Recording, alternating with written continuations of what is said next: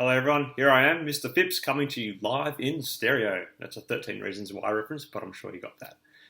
Anyway, since we can't physically have a class this week because of the school shutting down due to the coronavirus, I decided to reboot my old abandoned YouTube channel for you guys as a way of continuing our learning. This kind of works nicely as we are at the start of topic 2 of Unit 1 for Business Management, which is concerned with studying the external environment and how macro and operating environmental factors impact business planning. I suppose given the context that I'm creating this video for you guys in, it's a very fitting topic to be studying at the moment, as much like with the business environment, we can see how external economic forces have impacted our schooling. In fact, I reckon what I'm going to talk about in this video can all be linked back to our current learning context. Anyway, what I plan to cover in this video is to give you an overview of the external business environment topic. To do this, we will have a brief look at the VCE study design. Following that, I will have a bit of a discussion around the different types of business environments. I encourage you guys to pause the video and make any notes or take note of any questions you have on the topic. So yeah, let's get on with it. When it comes to success in business, there is a need to undertake planning. To undertake planning, entrepreneurs and business managers will set goals and objectives and determine how they will go about best meeting these goals and objectives. You guys have already been introduced to this process through our studying of SMART goals in topic 1. Goal setting is important for businesses as it is a way to funnel the often high amounts of energy and efforts that will be put into a business in a way that will hopefully allow the owner to make a profit. Basically, the old adage of if you fail to plan, you plan to fail applies here. So a business plan is a written summary and evaluation of a business idea. It is a framework or model that allows a business owner to think and plan around all the facets of the business, such as finance, resource allocation, and management, to name a few. But part of the plan involves identifying strengths, weaknesses, and threats in relation to the probability of the future success for the business. And to do this, the business plan considers internal and external environmental factors that can potentially affect the business. Internal and external environments, they're the two last topics we study this semester as part of Unit 1.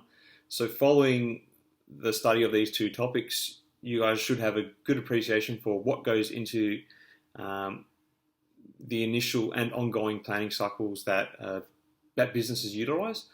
The focus of the topic that we will look at over the next few weeks is concerned with the external environment, and the last topic in Unit 1 will be concerned with the internal environment.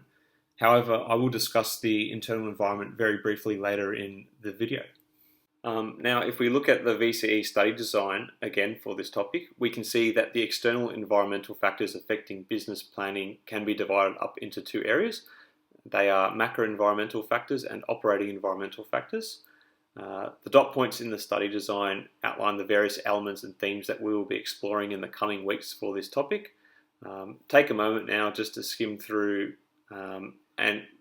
this list, and you can probably see that a number of these actually can be applied to what's going on regarding our school at the moment.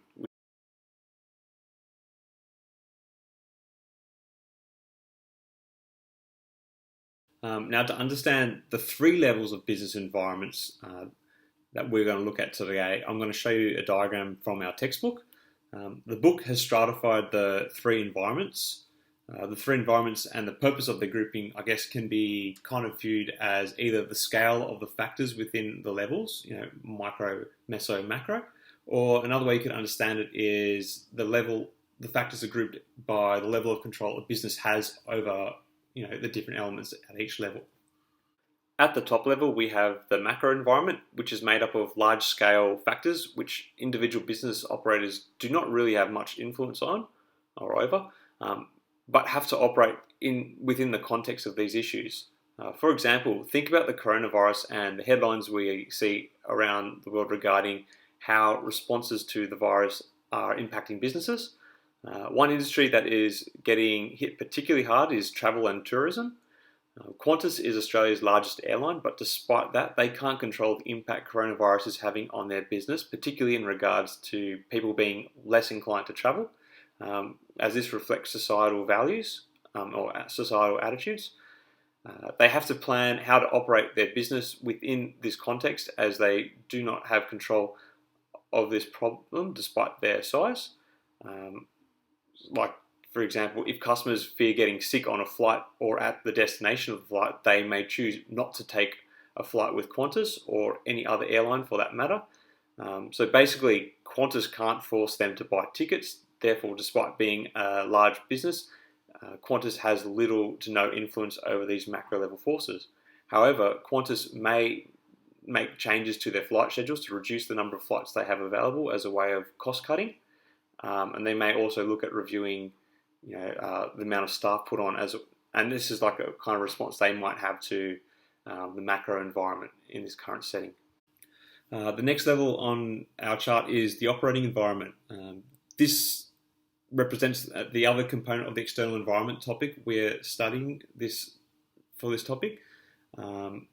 This level, the operating environment, represents a meso level of business factors. Now, I say meso level because while a business doesn't really control these factors officially, they do interact with them directly and therefore have some and arguably or probably likely more influence on them than they would on macro level forces. The four groups are suppliers, competitors, customers, and special interest groups.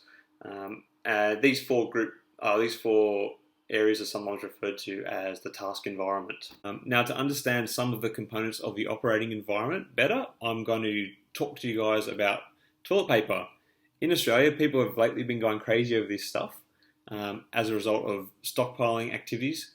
Big chain supermarkets such as Coles, Woolworths and Aldi have had their shelves left bare for much of the past few weeks. Let's start by talking about Coles a little here. Coles have tried to control the amount of toilet paper customers can buy by imposing limits on the number of packs available for a single transaction. Initially with 4, now down to 1. They've also released a statement that they have asked their suppliers, companies such as Quilton, to focus on supplying more large bulk packs.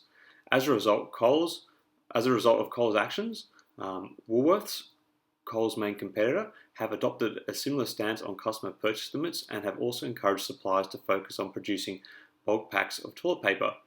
In this example, Coles has demonstrated interactions with 3 of the operating environment stakeholders: customers, suppliers, and competitors. However, if we think about it, there is nothing that can really guarantee much will change in terms of shopper and supplier behaviour. Think of this: despite placing a limit on how many items of toilet paper a shopper can buy, there is nothing to stop them going back straight after one purchase to buy another pack, other than if the stock runs out. Or they could simply buy from another location that doesn't have limits. Looking at the suppliers, I don't know the numbers here, but I'm going to make an assumption that I'm fairly confident in. I think it is more profitable for a company like Quilton to sell smaller packs of toilet paper than larger packs to retailers such as Coles, as well as their competitors Woolworths and Aldi. If there is a demand for toilet paper, it would be more profitable for them to sell it in small packs as long as the over-demand for toilet paper remains. They have an even greater incentive to supply small packs. So for the supplier, it becomes a matter of complying with the demands of the larger retailer versus the opportunity to boost its profitability. Basically, what I'm trying to explain here is that despite supermarket giants such as Coles and their competitors Woolworths and Aldi controlling something like 80% of the industry, their influence over these meso-leveled operating environment factors such as customers and suppliers, as well as what their competitors choose to do, is still quite limited.